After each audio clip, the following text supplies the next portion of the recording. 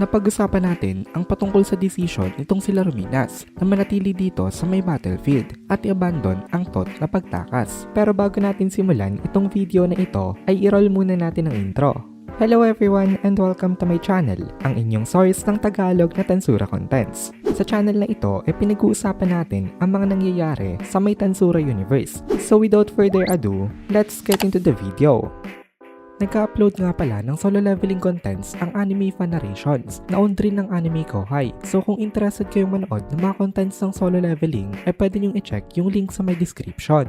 So napag-desisyonan nga itong si Ruminas na ipabaya daw sa kanya nitong si Shion ang recovery. Kahit daw mamatay sila instantly, siya daw ang bahala sa kanila dahil i-revive niya daw sila on the spot. Dahil sa sinabi na ito nitong si Ruminas, dito na nagsimula ang sunod-sunod na suicidal attacks nitong sila Shion at Gadra. Nakakatakot rin daw talaga ang Lustful King Asmodeus kasi paulit-ulit niya nitong kayang i-revive ang mga namatay na tao. Pero nakakamangha rin daw ang precision nitong si Ruminas dito kasi syempre kailangan mo rin ma-master ang skill na ito bago mo ito magamit. Hindi lang basta magamit ng maayos. Nakakamangha rin daw itong si Gadra kasi dahil daw sa naging reincarnation nito to a mysterious metal demon race naging kaya na daw nito na ma-defend ang sarili niya maging laban kay Dagruel na isang race na kaya mag-nullify ng magic. Kahit daw napaka-versatile, may limitation pa rin daw ang magic nullification nitong si Dagruel. Kasi kahit kaya nga nitong i-cancel ang mga magic attacks na ibabato ng kalaban sa kanya, hindi naman ito kaya na i-cancel ang mga naka-activate na magic sa kanyang mga kalaban.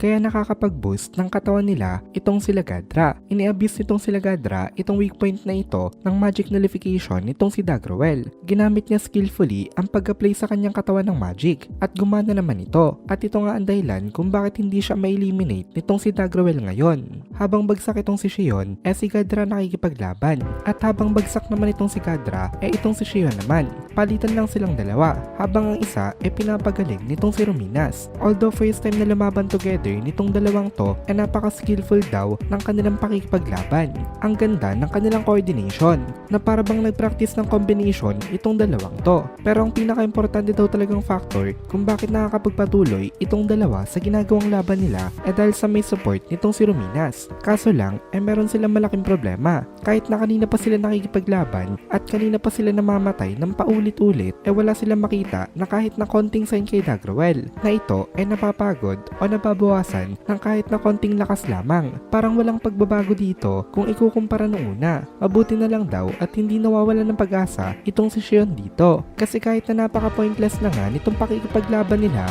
wala pa ring balak itong si Shion na sumuko. Kahit na ilang beses na siyang namatay, bangon lang siya ng bangon. Para once again, harapin na naman itong si Dagruel. Napakatibay nitong si Shion, pero hindi natin masasabi na ganun din katibay itong si Gadra. Kasi kahit na napapagaling nga nitong si Ruminas ang mga sugat niya at nai-revive rin siya tuwing namamatay siya, nag-a-accumulate na pala sa mind nitong si Gadra ang exhaustion. Napapagod na ang kanyang utak sa paulit-ulit na nangyayari. Unlike Shion kasi, matalino itong si Gadra. At ayon sa calculation nitong si Gadra ngayon, wala silang mararating sa ganitong phase nila. Hindi sila mananalo kay Demon Lord Dagruel. Kahit nagaano karaming beses pa sila na mamatay at mabuhay in the process ng pakikipaglaban. Kahit napilitin itong si Gadra na hindi na lang isipin yon at magpaka-positive na lang siya, hindi niya ito kaya. Dahil pilit na pumapasok pa rin itong thought na ito sa may utak niya. At dahil doon, nakakaramdam na itong si Gadra ng takot at pagdududa sa kanilang paglaban dito. Tsaka sa tatlong brothers daw kasi, itong si Dagruel pa rin ang pinaka-dangerous na opponent kasi siya nga ang pinaka-balance sa kanilang tatlo. Meron siyang mataas na existence value na halos comparable kay Fen. Tapos meron din siyang mataas na skill level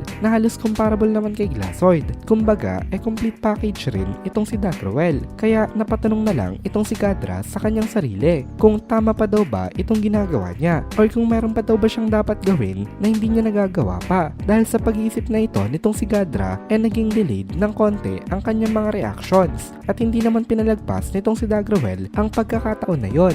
Siguro daw kasi tapos na rin itong si Dagruel na makapaglaro sa kanila kaya hindi na talaga pinalagpas nitong si Dagruel ang nakita niya opportunity. Sabi nitong si Dagruel inakala niya daw na mas may entertain siya nitong si Gadra. Pero mukhang disappointment daw pala ito. With a big sigh, sinuntok nitong si Dagrawel itong si Gadra dito. Bagsak itong si Gadra sa lupa. As usual, papagalingin dapat siya nitong si Rominas. Pero unfortunately, nag-interfere itong si Dagrawel kaya hindi ito napagaling nitong si Rominas. Hindi in-expect nitong si Rominas na hadlangan na siya nitong si Dagrawel na makisawsaw sa may laban nila. Tumayo kasi itong si Dagrawel sa pagitan ni Rominas at Gadra. Kaya kahit nasubukan ni Rominas na mag-cast ng magic, hindi ito makalagpas kay Dagrawel. Sumama ang tingin nitong si Rominas dito. Kaya nagsalita uli itong si Dagrawel na nakaharang daw ba siya. Actually, kanina niya pa daw pwedeng gawin yon. Ang harangan, ang intervention nitong si Rominas sa kanilang battle.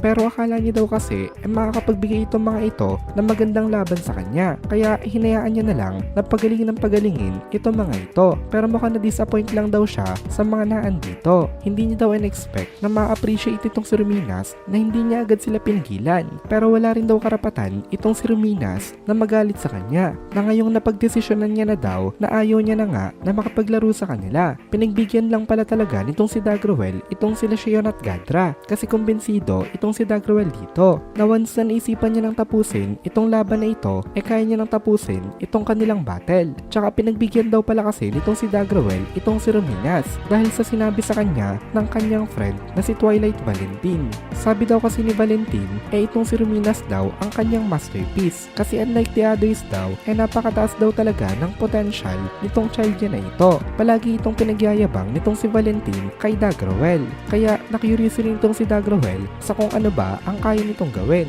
At dito na muna natin tatapusin itong video na ito. Kung nagugustuhan mo itong mga videos natin, ay please consider joining the membership para mapanood mo na agad ang mga kasunod na part dahil palaging advance ang ating mga members. Also, ay please consider leaving a like at mag-comment ka na din para ma-boost naman tayo ng algorithm.